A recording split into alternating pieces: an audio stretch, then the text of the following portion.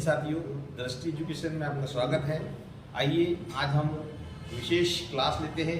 आज विशेष हमारी रहेगी क्लास भारत के प्रमुख युद्ध, प्राचीन इतिहास से लेकर वर्तमान तक जो भारत में सारे युद्ध हुए हैं उनकी संपूर्ण जानकारी आपको यहाँ पर क्रमबद्ध तरीके से दी जाएगी। तो देखिए, हमारे यहाँ भारत में सबसे पहला भारत में कौन सा युद्ध हुआ है?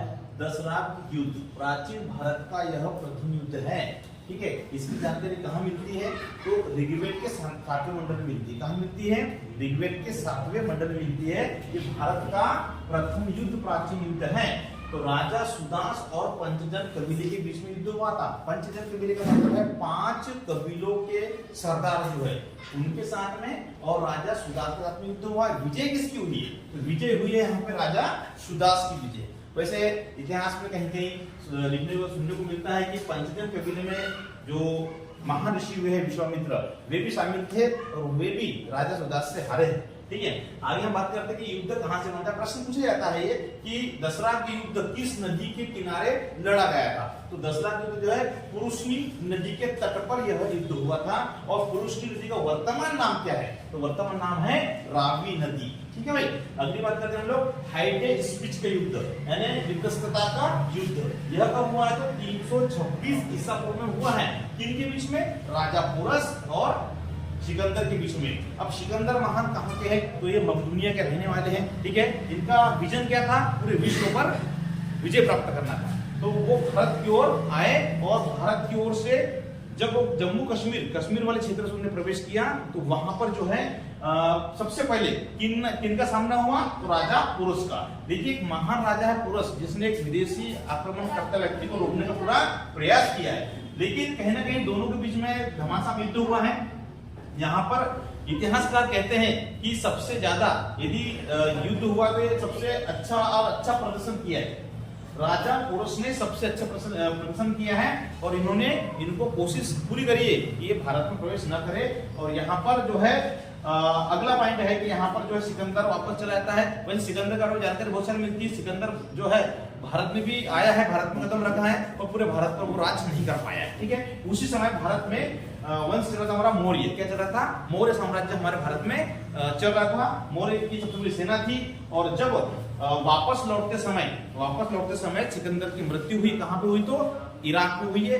कहाँ पर हुई? इराक में। कहाँ पर हुई? इराक में। इसकी मृत्यु हुई है सिकंदर की मृत्यु इराक में हुई है, बेबीलोन में।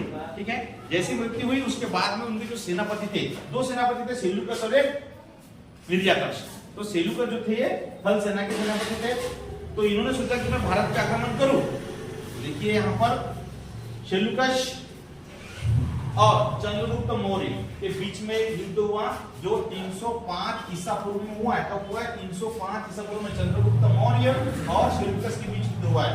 यहाँ पर चंद्रगुप्त मौर्य बिल्कुल युवावस्था में थे और यहाँ पर जो है चंद्रगुप्त मौर्य की विजय हुई है। बहुत ज्यादा सेना थी यहाँ पर। एक कहते हैं कि जो चंद्रगुप्त मौर्य का विवाह जो है किससे हुआ है? तो भाई सेल्यूकस की जो बेटी थी हेलिना। एक प्रश्न पूछा जाता है कि हेलिना कौन थी? तो आंसर हेलिना जो है यह सेल्यूकस की पुत्री थी। तो इसके साथ में यह चंद्रगुप्त मौर्य का हुआ है। और चंद्रगुप्त मौर्य के गुरु कौन है? तो आप जानते हो कौन है? महान चाणक्य, है ना। नीतिकार महान चाणक्य चंद्रगुप्त मौर्य के गुरु हैं। आगे हम बात करते हैं कलिंग युद्ध जो है 261 ईसा पूर्व में दया नदी के किनारे। ये प्रश्न आता है किस नदी के किनारे? तो आंसर दया नदी के किनारे यह युद्ध लड़ा था। तो कहां पर है ये? तो कलिंग कहां पे है? कलिंग उड़ीसा में। कहां पे है? कलिंग स्थान है उड़ीसा में। किस नदी किनारे? दया नदी किनारे। कब लड़ा गया? 261 ईसा पूर्व में लड़ा गया। सम्राट अशोक की यहाँ विजय हुई है। किनके साथ में युद्ध हुआ है? तो कलिंग के राजा थे उस समय। कौन? नंदराज। कौन थे उस समय? नंदराज। तो नंदराज के साथ में युद्ध हुआ है और विजय हुई इसकी हमारे सम्राट अशोक की। यहाँ पर बहुत सारे प्रश्न बनते हैं कि सम्राट अशोक का जो हृदय परिवर्तन हुआ है ये बहुत भयंकर नरसंहार हुआ है। यहाँ पर जो है हमारे सम्राट अशोक का हृदय परिवर्तन हुआ है और इन्होंने यहीं पर इनका जीवन का अंतिम युद्ध माना जाता है। वैसे ये अपने 100 भाइयों को काटकर 100 भाइयों की मृत्यु करके ये सम्राट बने हैं। इनकी विशेषता ये थी। ठीक है, तो यहाँ पर हम चर्चा करते हैं कि सम्राट अशोक ने कौन सा धर्म अपनाया? तो इसका उत्तर रहेगा बौद्ध धर्म को अपनाया है और बौद्ध धर्म के संरक्षक बने हैं सम्राट अशोक। आगे हम बात करते हैं समुद्रगुप्त की बात करते हैं। किसकी? समुद्रगुप्त की बात करते हैं। समुद्रगुप्त का विजय अभियान शुरू हुआ है। हालांकि मैं डायरेक्ट गुप्त वंश पे आ गया हूं और गुप्त वंश की स्थापना को लेकर बात करता हूं। मैं गुप्त वंश के प्रमुख संस्थापक कौन है? तो श्रीगुप्त है। कौन है? गुप्त वंश के प्रमुख संस्थापक श्रीगुप्त है। और श्रीगुप्त के बेटे कौन है? तो घटोत्कच है। कौन है? घटोत्कच है। और उनके आगे का वंशज कौन है? तो गुप्त वंश की बात करूं, श्रीगुप्त हो गया, घटोत्कच हो गया, उसके बाद में आपका चंद्रगुप्त प्रथम हो गए, उसके बाद में समुद्रगुप्त हो गए, फिर चंद्रगुप्त द्वितीय हो गए, फिर कुमारगुप्त हो गए, फिर स्कंदगुप्त हो गए। तो प्रश्न आता है कि गुप्त वंश का अंतिम शासक कौन? तो स्कंदगुप्त। तो इस तरह से मैंने आपको पूरा बता दिया है। ध्यान से देखिए आप लोग। तो यहाँ पर समुद्रगुप्त जो है ये महान शासक रहे हैं और ये इन्हें भारत का नेपोलियन कहते हैं। क्या कहते हैं? भारत का नेपोलियन कहते हैं समुद्रगुप्त को। 335 ईसा पूर्व से लेकर 375 ईस्वी है। क्या है? ईस्वी तक इनका शासन चला है और एक इनका बहुत बड़ा एक सैन्य अभियान पूरे भारत देश को जीतने का इन्हें अभियान चला था, जो उनका एक विजन था। ठीक है, तो इन्हें एक प्रश्न आता है कि भारत का नेपोलियन किन्हें कहा जाता है? तो आंसर आएगा समुद्रगुप्त को। लेकिन नेपोलियन कौन थे? तो ये नेपोलियन महान एक शासक थे। कहां के? तो फ्रांस के। कहां के थे? फ्रांस के महान शासक थे जिनको बोलते हैं नेपोलियन बोनापार्ट। ओके, लेकिन समुद्रगुप्त को नेपोलियन किसने कहा?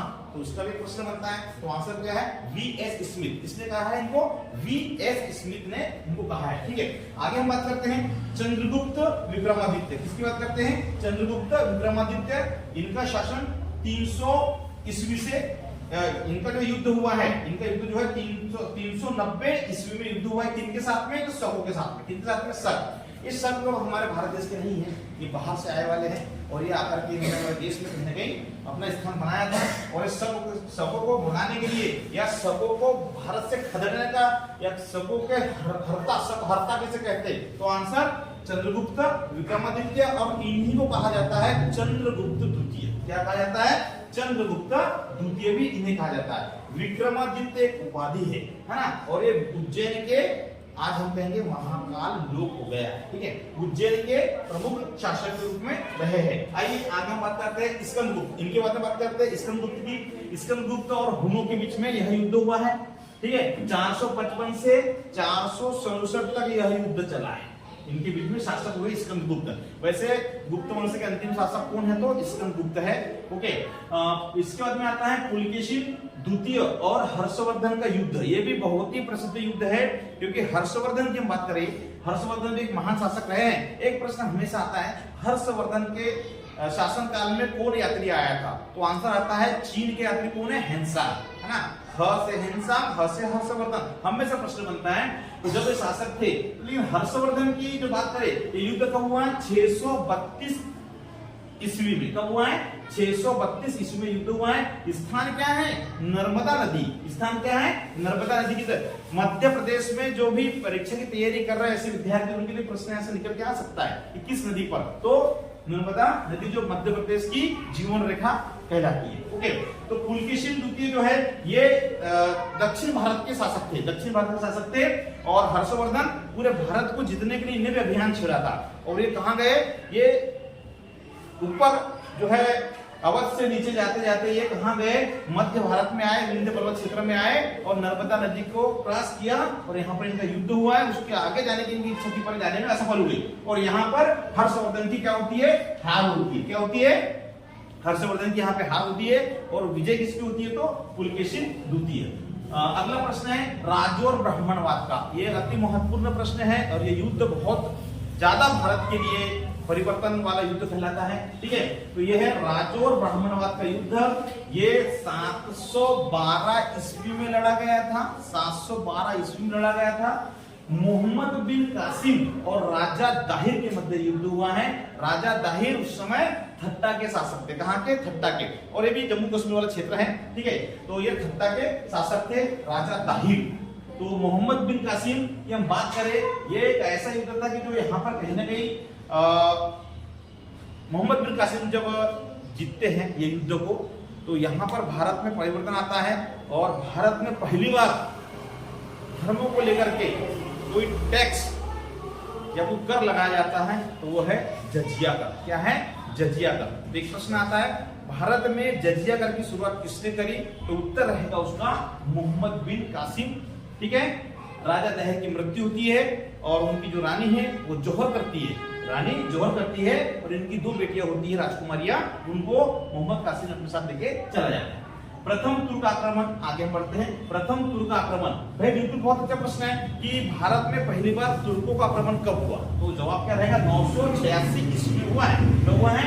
986 में युद्ध हुआ है। तो सुबुक्तगिन और राजा जयपाल के बीच में युद्ध हुआ है। तो तुर्क का जब आक्रमण हुआ तो किसके बीच? राजा जयपाल और सुबुक्तगिन के बीच में युद्ध हुआ है 986 में। अब हम बात करते हैं कि सुबुक्तगिन कौन है भैया? तो ये जो है अलप्तगिन का पुत्र था। किसका? अलप्तगिन का। मैं बात कर लूं कि ये तुर्क की बात करूं कहां के रहने वाले थे? तो ये अफगान के रहने वाले। कहां के? अफगान में एक साम्राज्य है गजनी। कहां पर? अफगान में साम्राज्य है गजनी, और एक गजनी साम्राज्य की स्थापना किसने करी? तो अलप्तगिन ने। और अलप्तगिन के बेटे कौन हुए? सुबुक्तगिन। और इसके बाद में कौन आए? तो मोहम्मद गजनवी आए। और मोहम्मद गजनवी बाद में कौन आए? तो मोहम्मद गौरी आए। आइए इन पर चर्चा करते हैं। तो प्रथम तुर्क वाला हो गया, यहाँ पर सुबुक्तगिन की विजय होती है। उसके बाद में जो है महमूद गजनवी की जो है भारत पे आक्रमण करता है।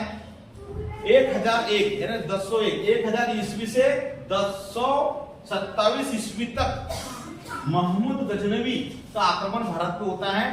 प्रश्न आता है कि सबसे अधिक बार आक्रमण किसने किया? तो आंसर 17 बार भारत पर आक्रमण करने वाला कोई व्यक्ति है तो वो है महमूद गजनवी। और इन्होंने सोमनाथ के मंदिर को भी खंडित किया है। सोमनाथ के मंदिर को लूटा है। कब लूटा है इन्होंने? तो 1025 में। सोमनाथ के मंदिर कब लूटा है? 1025 में लूटा है। गजनी के शासक थे। इसके बाद में बात करते हैं मोहम्मद गजनी ने जब आक्रमण किया तो पहली बार सामना किसका किया? किसने किया? तो भीमदेव प्रथम ने। महमूद गजनवी का सामना किसने किया? भीमदेव प्रथम गुजरात के शासक थे इस समय। ठीक है, आगे महमूद गौरी का आक्रमण हुआ है। इसके बाद में मोहम्मद गौरी का आक्रमण हुआ है। ठीक है, तो ये आक्रमण जो है मोहम्मद गौरी का आक्रमण और भीमदेव द्वितीय इन्हीं के बेटे, ठीक है, मूलराज उनका नाम है। प्रश्न आता है कि महमूद गौरी का आक्रमण जब हुआ तो किसके साथ में? तो आंसर भीमदेव। और ये ऐसा बलवान व्यक्ति था जिसने अकेले ने इस सेना को हराया है। तो भीमदेव प्रथम की यहाँ पर क्या होती है? विजय होती है। क्या होती है? विजय होती है। ये जीतते हैं भीमदेव द्वितीय, जिनका मूल नाम क्या है? मूलराज। और ये आक्रमण कब हुआ है? तो 1178 ईस्वी में। कब हुआ ये? 1178 ईस्वी में हुआ है। फिर गौरी अपनी सेना को फिर समेटता है, उसके बाद में पुनः भारत में आक्रमण करता है। और यहां से प्रश्न शुरू होता है आपका सबसे महत्वपूर्ण कि तराइन का प्रथम युद्ध, तराइन का प्रथम युद्ध कब हुआ? तो प्रश्न का उत्तर रहेगा 1191 ईस्वी में तराइन का प्रथम युद्ध हुआ है महमूद गौरी और पृथ्वीराज चौहान के बीच में। देखिए यहाँ पे इतिहास कैसे बदलता है। तो यहाँ पृथ्वीराज चौहान की विजय होती है, जो महान हमारे भारतीय राजा रहे हैं। पृथ्वीराज चौहान की यहाँ पे विजय होती है और मोहम्मद गौरी की यहाँ पे हार होती है। ठीक है, इसका हम और आगे लेते हैं। तराइन का प्रथम युद्ध हुआ कब हुआ? 1191 में। अब हम बात करते हैं तराइन का द्वितीय युद्ध। ये कब हुआ? 1192 में। किन के बीच में हुआ? मोहम्मद गौरी और पृथ्वीराज चौहान के बीच में ये युद्ध हुआ है। ये अगर इसकी स्टोरी की बात करें हम लोग तो युद्ध में क्या हुआ है? इसमें विजय किसकी हुई? तो मोहम्मद गौरी की। वही हुआ है कि पृथ्वीराज चौहान जो है इन्होंने पहली बार जब जीत हासिल की थी तो उन्होंने गौरी को माफ कर दिया था भाई दरबार में और उनको छोड़ दिया था। तो उसी का फायदा उठा करके पुनः अपना साथ लेकर के अब इनके जो सेनापति थे जयचंद, कौन थे? जयचंद। किनके? पृथ्वीराज चौहान के सेनापति जयचंद थे। और जयचंद की पुत्री का नाम था संयोगिता। जयचंद की पुत्री का नाम क्या था? संयोगिता। तो संयोगिता और पृथ्वीराज चौहान इनकी प्रेम प्रसंग था इनका वाला, और पृथ्वीराज चौहान ने संयोगिता के साथ में विवाह किया था। तो यह जो सारा है यह इनके जो सेनापति थे उनको यह पसंद नहीं आया। तो जयचंद ने इसका विरोध किया और फिर स्पेशल करके मोहम्मद गौरी से मिले वो और युद्ध के लिए उनको आमंत्रित किया। और जयचंद के साथ में जो है जयचंद ने युद्ध के समय आक्रमण नहीं कहा और किनका साथ दिया? तो मोहम्मद गौरी का साथ दिया। तो इस कारण जो है कहीं न कहीं अपनों ने धोखा दिया है। तो हमारे जो महान शासक थे पृथ्वीराज चौहान तो यहाँ पर इस युद्ध में हारे हैं। इसके बाद में होता है कि चंदावर का युद्ध जो है ये 1194 में होता है। तो ये है कि भाई जो शासक जो है कौन बने हैं, तो मोहम्मद गौरी बने हैं, और ये तो भारत देश को लूटने के लिए ही आए थे। तो कहीं ना कहीं चंदावर का युद्ध हुआ तो मोहम्मद गौरी ने जयचंद को ललकारा और जयचंद के साथ में युद्ध हुआ। तो चंदावर का युद्ध कब हुआ, चंदावर का युद्ध जो है 1994 से चंदावर भी आपको ध्यान रखना है। मोहम्मद गौरी के यहाँ पे विजय होती है और जयचंद के यहाँ पे मृत्यु होती है। अगला है अलाउद्दीन खिलजी और राणा रतन सिंह के बीच में युद्ध हुआ है। तो ये दिल्ली सल्तनत शुरू हो जाती है यहाँ से। दिल्ली सल्तनत शुरू के बाद में क्या होता है, 1303 ईस्वी में अलाउद्दीन खिलजी और राणा रतन के बीच में युद्ध होता है। यहाँ पर राणा रतन की मृत्यु होती है, हार जाते हैं राणा रतन, और अलाउद्दीन खिलजी यहाँ पे जीत जाता है। तो यहीं पर ये जो युद्ध होता है, चित्तौड़ का जो किला है वहीं पर ये युद्ध जोरदार होता है। और राणा रतन सिंह की पत्नी का नाम तो पता ही है, जो रानी थी, रानी रूपमती, क्या थी, रानी पद्मावती, रानी पद्मावती रतन सिंह की रानी थी। और यहाँ पर बहुत अधिक संख्या में जो है रानी ने और भी वहाँ की जो राजकुमारियाँ और महिलाएं थी उनको लेकर उन्होंने जौहर किया है। जौहर मतलब एक अग्निकुंड होता है, उसमें अपने आप को झोंक देना, हाँ, ताकि ये इन दुश्मनों के हाथों ना लगे। इससे राणा रतन की मृत्यु हुई और पद्मावती ने यहाँ पर अपनी जौहर कुंड में मृत्यु हुई है। यहाँ पर एक अच्छा प्रश्न आता है कि पद्मावती एक पुस्तक है, वह पुस्तक के रचयिता कौन है, तो मलिक मोहम्मद जायसी। कौन है, मलिक मोहम्मद जायसी ने कौन सी पुस्तक रची है, तो पद्मावती की रचना करी है।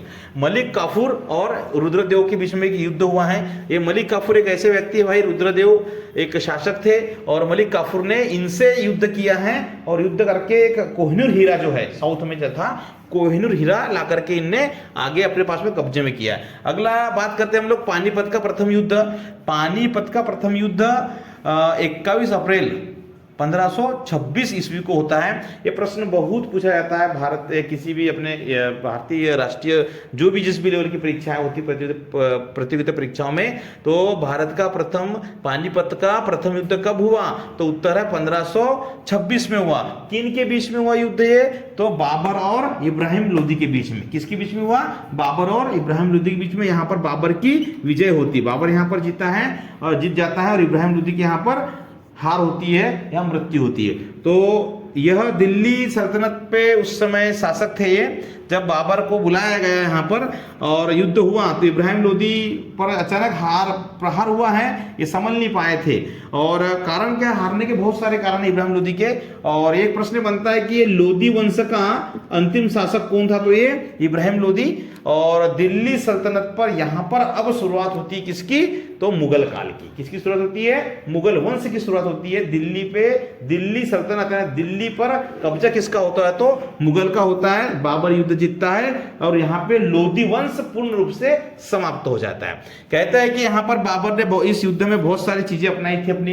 एक युद्ध करने की पद्धति होती है, उस्मानी पद्धति होती है, तुगनुमा पद्धति होती है ना। तोपों का पहली बार प्रयोग किया गया है, ठीक है, किन्ने, बाबर ने तोप का प्रयोग किया गया है। तो जो सेना थी हमारे भारतीय, जो इब्राहिम लोदी जी, इनकी सेना में जो घोड़े थे, जो जंगी हाथी थे, ये क्या है कि तोप की जो आवाज आती थी धड़ाम से, उस आवाज से बहुत ये लोग तितर बितर हुए हैं। इस कारण सेना पर काबू नहीं हो पाया और कहीं ना कहीं यहाँ पर हार का सामना करना पड़ा है। अगला प्रश्न है यहाँ पर खानवा का युद्ध कौन सा है। खानवा का युद्ध कब हुआ है, 16 मार्च 1527। लगातार बाबर युद्ध करते हुए चला गया है, बाबर लगातार युद्ध करते चला है और लगातार जीतते हुए चला है। तो यहाँ पर खानवा का युद्ध 16 मार्च 1527 को हुआ है। किनके बीच में हुआ है, बाबर और राणा सांगा के बीच। किनके बीच, बाबर और राणा सांगा के बीच। तो यहाँ पर बाबर की फिर विजय होती है। तो पानीपत का प्रथम युद्ध के बाद में कौन सा युद्ध हुआ, तो 16 मार्च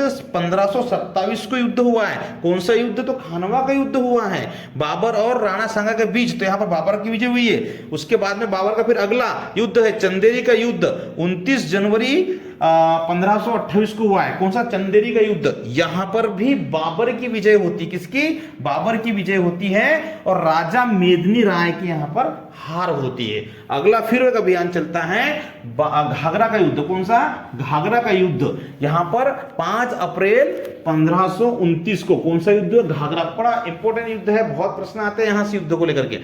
बाबर और अफगान के वंश जो थे भाई, अब चोर चोर मौसेरी भाई सारे लोग तो लूटने के लिए आए हैं यहाँ पर, ठीक है। तो आपस में ही वो लोग भिड़ पड़ते हैं और बाबर यहाँ पर विजय होता है, बाबर का पूरा एक तरफ से कब्जा हो जाता है। तो बाबर के युद्ध बड़े प्रसिद्ध हैं, इनको याद रखना है, प्रश्न पूछे जाते हैं, याद रखने की कोशिश करिएगा कि बाबर जो है बार बार पानी पीता है। तो बाबर ने क्या किया, पहले बार पानी पिया, बता रहा हूं याद करने का तरीका, थोड़ा सा कोशिश करें हम लोग। तो बाबर ने पानी पिया, सबसे पहले पहला युद्ध, बाबर ने पानी पिया, खाना खाया, बाबर ने पानी पिया, खाना खाया, चंद देरी हुई और घाघरा पहना और उसकी मृत्यु हो गई, ठीक है, याद रखना, घाघरा पहन के मृत्यु। तो ट्रिक क्या करेंगे, बाबर ने पानी पिया, खाना खाया, चंद देरी हुई और घाघरा पहन के उनकी मृत्यु हो गई, ऐसा हमें ध्यान रखना है। आइए आगे बात करते हैं हम लोग चौसा का युद्ध, ये भी बहुत प्रसिद्ध युद्ध है। चौसा का युद्ध जो है 1539 ईस्वी में हुआ है और हुमायूं और शेरशाह सूरी के मध्य युद्ध हुआ है। यहां पर विजय किसकी हुई है, शेरशाह सूरी की। भाई महान शासक हमारे भारत के, बहुत बलशाली शेरशाह सूरी, जिसने शेर को मारा है भाई, ठीक है। तो इन्होंने ये इतना मारा यहाँ पर हुमायूं को कि कहीं भी जो है टिकने नहीं दिया है। तो हुमायूं डर गया किससे, शेरशाह सूरी से। तो शेरशाह का जबरदस्त प्रदर्शन रहा यहाँ पर और शेरशाह ने अपनी विजय प्राप्त करी है। शेरशाह सूरी जब तक रहे तब तक हुमायूं यहां पर नहीं रहे हैं, ठीक है। तो यहां पर अगला प्रश्न करते हैं हम लोग कि बिलग्राम का युद्ध 1540 ईस्वी में हुआ है। कब हुआ है, 1540 में। यहां पर विजय किसकी हुई, तो शेरशाह सूरी की। फिर हुमायूं को यहां मारा है और कहते हैं कि यही एक युद्ध था। हालांकि ये जो 1539 चौसा का युद्ध है, यहाँ पर एक नदी के किनारे लड़ा। एक प्रश्न आता है कि इस नदी के किनारे युद्ध हुआ है, तो ये गंगा नदी के किनारे युद्ध हुआ है ये। और कहते हैं कि ये हुमायूं जो है जब युद्ध हारा तो इन्होंने जंप लगा दिया, कहां पर, गंगा नदी में जंप लगा दिया। और उसके बाद में उसको एक वहां के एक व्यक्ति थे जिन्होंने उनको बचाया है और उस व्यक्ति को उन्होंने एक दिन के लिए बादशाह भी बनाया था। किन्ने, हुमायूं ने। जब वो वापस लौट के आए तब एक दिन के लिए बादशाह बनाया था। अगर हम बात करते हैं बिलग्राम का युद्ध 1540, यहां पर भी शेरशाह सूरी जीते। शेरशाह सूरी का नाम इसलिए फेमस है भाई, एक प्रश्न हमेशा आता है कि भारत में सबसे लंबी रोड कौन सी थी उस समय, तो वो है जीटी रोड। कौन सी रोड, जीटी रोड। तो जीटी रोड की स्थापना या जीटी रोड को किसने बनाया, तो आंसर शेरशाह सूरी को। जीटी रोड कहाँ है भाई, तो ये हमारे वर्तमान में भी बांग्लादेश में, बांग्लादेश से लेकर के पश्चिम बंगाल होती हुए सीधा जम्मू कश्मीर के वाले क्षेत्र, पंजाब है, दिल्ली है, ये होते हुए जाती है कहाँ पर, पाकिस्तान होते हुए बाहर निकलते अफगानिस्तान। तो अफगानिस्तान के काबुल, यानी जीटी रोड जो है पहले कहाँ से कहाँ तक थी, पश्चिम बंगाल जो बांग्लादेश है वहां से लेकर तो काबुल तक, ये सबसे लंबी रोड थी वर्तमान में, ठीक है। तो एक प्रश्न अगले हम बात करते हैं, तो यहां पर हुमायूं शेरशाह सूरी से युद्ध करके हार जाता है दोबारा। उसके बाद में 1540 से हुमायूं भारत के बाहर रहता है। दोबारा वो शेरशाह सूरी के क्षेत्र में या भारत में हिम्मत नहीं करता युद्ध करने की। कई वर्ष बाद में क्या होता है, फिर हुमायूं पुनः अपनी सेना तैयार करता है, सेना तैयार करता है और मच्छीवाड़ा का युद्ध पहला होता है। जम्मू कश्मीर का क्षेत्र है, वहां पर 1555 में पहला युद्ध मच्छीवाड़े का फिर से जीतने के लिए आया। हुमायूं ने पुनः अपना साम्राज्य स्थापित किया है। 40 से लेकर 55 15 वर्ष का इंतजार किया है। इसी बीच में जन्म हुआ है अकबर का, इसी बीच में जन्म हुआ किसका, अकबर का, ठीक है। तो वैसे अकबर का जन्म 1542 में हुआ है। कब हुआ है, 1542 में। तो यहां पर मच्छीवाड़ा का युद्ध में कौन जीतता है, तो हुमायूं जीतता है। तो किसके साथ में युद्ध होता है, तातार खान के साथ में। तो तातार खान यहाँ पे हारता है। पानीपत का द्वितीय युद्ध, ये हमारे लिए आ गया भी आईएमपी। क्या आ गया, बिल्कुल आईएमपी क्वेश्चन। ये देखिए पानीपत का द्वितीय, पानीपत का प्रथम युद्ध कब, तो 1526 में। कब, 1526 में। और द्वितीय कब, तो ये आएगा 1556 में। तो 26 और 56 हमको याद रखना है। 1556 में पानीपत का द्वितीय युद्ध हुआ है। किन के बीच हुआ है, तो बैरम खान और हेमू के बीच। अब हेमू क्या है, विक्रमादित्य की उपाधि धारण किए एक राजा थे, ठीक है। तो बैरम खान कौन थे, तो ये अकबर के संरक्षक थे। अकबर के संरक्षक, उस समय अकबर की उम्र थोड़ी कम थी। देखो 1556 कितनी उम्र होंगी भाई, 1542 में तो जन्म हुआ था अकबर का, ठीक है। तो 10-12 14 साल के रहे होंगे, ठीक है। तो उस उम्र में क्या 14 साल की उम्र में रहे तो वो, लेकिन हुमायूं की मृत्यु के बाद में शासक कौन बने तो अकबर ही बने हैं, ठीक है। लेकिन संरक्षक कौन रहे हैं तो बैरम खां। तो बैरम खां के नेतृत्व में युद्ध हुआ है, ठीक है। तो यहां पर कौन जीते हैं तो अकबर का प्रथम जो है ये बैरम खां का जो है ना, अकबर ही जीते हैं या बैरम खां जीते, ऐसा हम कह सकते हैं। अगला है अकबर का प्रथम सैन्य अभियान 1561 में। अकबर यहां पर जो है, अब भैया 56 में तो छोड़े थे 14 साल के, ठीक है। फिर इनका राज्य तिलक हो गया, फिर ये स्वयं राजा बन गए। तो फिर 1561 में स्वयं ने भैया बैरम खां को बोला कि आप ठीक है, आप हम बड़े हो गए, आप संभाल लीजिए, ठीक है। तो बैरम खां को छोड़ के अकबर ने स्वयं के बल पे सेना के साथ में मालवा का के शासक ने मालवा को कूच किया, मालवा क्षेत्र में आए। और मालवा के शासक उस समय कौन थे भाई तो बाज बहादुर। कौन थे? बाज बहादुर। इनके साथ में युद्ध हुआ और बाज बहादुर के यहाँ पे हार हुई है और अकबर यहाँ पे विजय। यानी अकबर का प्रथम विजय अभियान कहां पे है भैया तो ये अकबर का प्रथम विजय अभियान बाज बहादुर के साथ में हुआ। मालवा के शासक थे। आज मालवा में बात करें तो कौन सा क्षेत्र था? मांडू, जिसको सिटी ऑफ जॉय कहते हैं, आनंद नगरी कहते हैं या महलों की नगरी कहते हैं। तो मांडू कहां है तो मध्य प्रदेश के धार जिले में स्थित है। मांडू कहां है? मध्य प्रदेश के। यहाँ पे बाज बहादुर का मकबरा है, समाधि है। और इनकी जो रानी थी उनका नाम था क्या? रूपमती। क्या नाम था? रूपमती, रानी रूपमती, ठीक है। तो रानी रूपमती की जो है कहने का यहाँ पर दोनों के यहाँ पे हत्या की है किसने? अकबर ने। ऐसा इतिहास में हमको पढ़ने के लिए मिलता है, ठीक। युद्ध की ये बहुत महत्वपूर्ण है सभी एग्जाम के लिए। और आप लोग से मेरा वही है कि आप लोग इसका एक स्क्रीनशॉट ले लें और इसको नोट डाउन करें अच्छे से। कहीं ना कहीं एक ही वीडियो में सारे युद्ध को देने का प्रयास किया जा रहा है। और कोशिश करें कि आप लोग वीडियो को सब्सक्राइब करें और लाइक करें और शेयर अवश्य करें, है ना। आगे हम मेहनत करते हैं, जारी रहते हैं। हल्दी घाटी का जो युद्ध है 1576 में हुआ था। कब हुआ था? 1576 में। कौन सा युद्ध? हल्दी घाटी का युद्ध हुआ था। किनके बीच हुआ था? अकबर और महाराणा प्रताप जो मेवाड़ के शासक थे, इनके बीच में यह युद्ध हुआ था। देखिए प्रश्न से दो ये जो युद्ध से प्रश्न आता है कि भाई युद्ध का नाम पूछता है, युद्ध कब हुआ ये पूछा जाता है, और किनके बीच युद्ध हुआ ये प्रश्न बनता है, और उस युद्ध में कौन विजयी हुए, यह महत्वपूर्ण बात है। तो बस 4-5 फैक्टर को हमको ध्यान रखना है, वहां से क्वेश्चन करो आपका आराम से हो जाएगा, ठीक है। अब बात करते हैं आधुनिक भारत क्या शुरुआत होती है, ठीक है। यहाँ पर करनाल का युद्ध 24 जनवरी 1739 को यह युद्ध हुआ है। किसके? महमूद शाह और नादिर शाह के बीच में ये युद्ध हुआ है। अगला प्लासी का युद्ध, बहुत फेमस युद्ध है, हमेशा प्रश्न आता है कि प्लासी का युद्ध कब होना था। नादिर शाह की यहाँ पे इस युद्ध में नादिर शाह की विजय होती है। प्लासी का युद्ध जो है 23 जून 1757 को, बिल्कुल हमको ध्यान रखना है, 23 जून 1757 को प्लासी का युद्ध हुआ था। तो किस नदी के किनारे? तो भागीरथी नदी के किनारे युद्ध हुआ था। रॉबर्ट क्लाइव और बंगाल का नवाब सिराजुद्दौला के बीच में युद्ध हुआ था।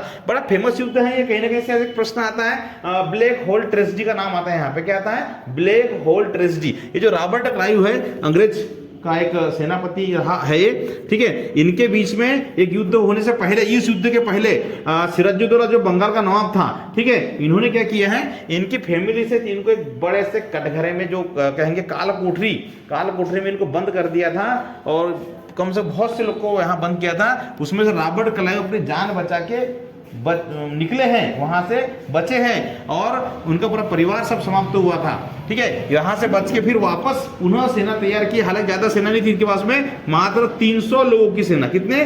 300 लोग थे, 300 सैनिक थे। इनके साथ में आक्रमण किया है, सिराजुद्दौला को यहाँ पे हराया है, यहाँ पे हारे हैं ये। अगला है पानीपत का तृतीय युद्ध, बहुत इंपॉर्टेंट। देखिए 3 युद्ध हो गए हमारे। 1526 पानीपत का प्रथम युद्ध कब हुआ? 1526 में। पानीपत का द्वितीय कब हुआ? 1556 में हुआ है। और तीसरा कब हुआ? 1761। बहुत इंपॉर्टेंट प्रश्न है भाई 1761 में। तो किनके बीच में युद्ध हुआ है? तो अहमद शाह अब्दाली और मराठा सेनापति सदाशिव राव भाऊ के बीच में हुए, पेशवा कहते हैं हम लोग, ठीक है, इनके बीच में युद्ध हुआ है। और इसी पर एक अभी मूवी बनी है जिसका नाम है पानीपत 3, है ना, पानीपत तृतीय करके युद्ध बनी है, देखिएगा आप लोग उसको, इतिहास की अच्छी मूवी है वो भी, ठीक है। तो यहां पर किसकी जीत हुई है? तो मोहम्मद शाह अब्दाली की, ये याद है। ठीक है, यहाँ पे सदाशिव भाऊ की मृत्यु होती है, यहाँ पे वो मारे जाते हैं। अगला है वांडीवास का युद्ध, ये अंग्रेजों वाला युद्ध हो गया भाई, जो हमारे भारत देश में 1600 ईस्ट इंडिया कंपनी की स्थापना हुई थी, वहीं पर फिर फ्रांसीस लोग भी हमारे यहाँ आ गए थे, तो भारत में सभी विदेशियों का कंपनियों का आगमन शुरू हो गया था। तो एक युद्ध यहाँ पर भी आता है, वांडीवास का युद्ध बहुत पूछा जाता है। तो 22 जनवरी 1760 को, इसको याद रखना है, 1760 को वांडीवास का युद्ध हुआ। किनके बीच में? अंग्रेज और फ्रांसीस सेना के बीच में युद्ध हुआ। यहाँ पर अंग्रेज जीतते हैं, क्या है, अंग्रेज सेना का विजय होती है और फ्रांसिस का यहाँ से सफाया होता है। फ्रांसिस 1760 में लगभग समाप्ति की ओर चले जाते हैं, ठीक है। बक्सर का युद्ध है अंग्रेज 22 अक्टूबर 1764। हर एग्जाम, बहुत से एग्जाम में प्रश्न पूछा जाता है भैया, 1764 बिल्कुल माइंड में सेव कर लीजिए। बक्सर का युद्ध 22 अक्टूबर 1764 को किनके बीच में? तो अंग्रेज और सुजाउद्दौला के बीच में। देखिए जब इतिहास की जब वीडियो बनेगी तो आपको सारी जानकारी, एक सारी जानकारी आपको दी जाएगी कि ये क्या था। तो भाई सुजाउद्दौला जो था, कहीं ना कहीं मीर कासिम कौन है भाई, तो यहाँ से तीनों शासक एक साथ में मिलके अंग्रेजी सेना के साथ में लड़े हैं। अंग्रेजी सेना और 3 शासक के साथ में मिले हैं, क्योंकि ये भी कहीं ना कहीं नाराज थे अंग्रेजों से। यहाँ पर भी इनको वही है, फूट डालो शासन करो वाला अपनाया था और इनको शासक बनाया था, लेकिन ये लोग को टिकने नहीं दिया और इनको कहीं ना कहीं पद से हटाया था। तो ये लोग नाराज भी थे, तो ये दोनों मिलके और ये तीनों ने मिलके युद्ध किया था, लेकिन फिर भी अंग्रेज सेना ही जीती, क्योंकि उनके पास आधुनिक हथियार थे, बहुत सारी सामग्री थी उनके पास में, टेक्निक थी। तो ये कहीं ना कहीं अंग्रेज जीते हैं यहाँ पर। अंतिम में बात करते हैं हम लोग आज कि 1857 की क्रांति हुई, अंततः सारे युद्ध समाप्त, 1857 क्रांति हुई 10 मई मेरठ में, और ये सब जानते हैं हम लोग। इसके बारे में और डिटेल हम बाद में पढ़ेंगे। जय हिंद, जय भारत। सभी लोग वीडियो को सब्सक्राइब करें और हमारे चैनल को सब्सक्राइब करें, वीडियो को शेयर करें और लाइक करें। कुछ पाने की हो आस आस, कोई अरमा हो जो खास खास आशाएं, हर कोशिश